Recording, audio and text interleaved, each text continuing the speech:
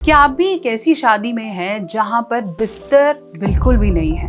एक ऐसी शादी जहां जिम्मेदारियां, बच्चे, काम, बड़ों की सेवा सब कुछ है, पर जहां बात आती है बेड लाइफ की, सेक्स लाइफ की, वहां पर चीजें बिल्कुल जीरो है। हाँ, आज मैं बात करने वाली हूँ सेक्सलेस मैरिज की। अगर आप भी एक ऐसे रिश्ते में हैं या फिर एक ऐसे रिश्ते की शुरुआत हो चुकी है जहां महीनों महीनों, हफ्तों हफ्तों बिस्तर पर आप दोनों नहीं आते हैं, तो ये वीडियो आपके लिए है। आज मैं बताने वाली हूँ ऐसी मैरिज के साइड इफेक्ट्स और इन मैरिज से क्या आपके मेंटल और फिजिकल हेल्थ पे इफेक्ट पड़ता है, डिटेल में बात करेंगे।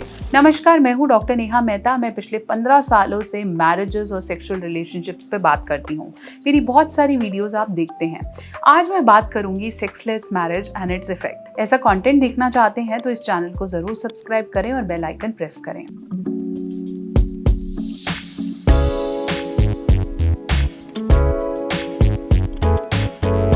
तो चलिए हम बात कर रहे थे सेक्सलेस मैरिज। एक ऐसी मैरिज जिसके अंदर सेक्स या शारीरिक संबंध जैसा कुछ है ही नहीं। शादी का पर्पस ही होता है शारीरिक संबंध और बच्चे पैदा करने का लाइसेंस। लेकिन अगर आपके शादी में बच्चे पैदा करने के बाद ये चीजें धीरे धीरे धीरे बिल्कुल जीरो हो गई हैं, या फिर आजकल के यूथ की बात करूं जहां शादी के शुरू के दिनों के बाद ये सब चीजें भी खत्म हो रही हैं और धीरे धीरे आप सिर्फ रूममेट्स या फिर फ्रेंड्स बन के रह गए हैं, आपस में कपल वाली बात ही नहीं है। इससे सबसे पहला जो बड़ा इम्पैक्ट आता है वो है फिजिकल प्रॉब्लम्स। आपके शारीरिक अंगों की धीरे धीरे क्षति होने लगेगी।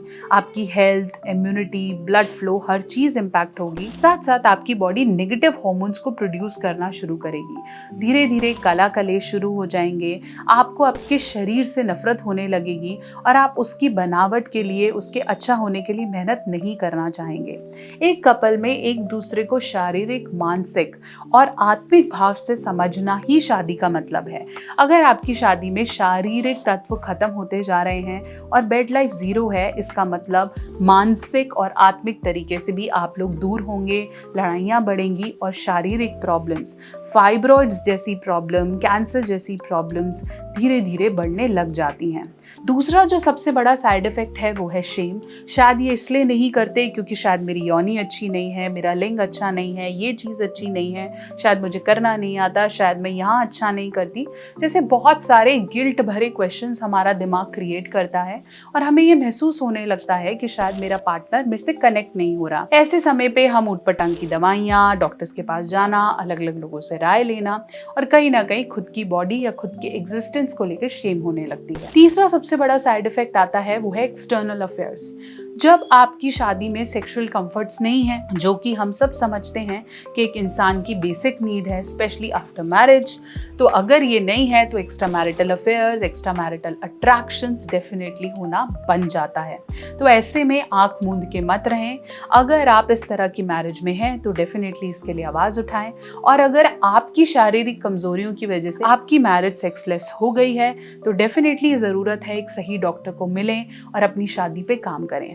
साथ साथ उस तरह के मिथ्स की 40-50 के बाद सेक्स करने का कोई मतलब ही नहीं है, अब तो ये लाइफ आ गई है, अब तो बच्चों के लिए जीना है, दिस एंड दैट, प्लीज़ इसे ख़त्म करें। 80-85 में भी आप एक अच्छी शारीरिक संबंध वाली मैरिज को जी सकते हैं। ज़रूरत है आपकी चेतना की और एफर्ट्स की। अगर आप मुझसे कंसल्टेशन बुक करना चाहते हैं तो www.drnehamehta.com पे मुझे कनेक्ट करें और अपनी पर्सनल लाइफ और सेक्सुअल लाइफ को बेहतर करें। अगर आप मुझे इंस्टाग्राम या फेसबुक पे कनेक्ट करना चाहते हैं तो ये है मेरे लिंक्स और इस नंबर पे कॉल कर आप सीधा मुझसे बात भी कर सकते हैं। बने रहें, जुड़े रहें और ऐसे बहुत सारे और वीडियोस के लिए चैनल को सब्सक्राइब करना नहीं भूलें।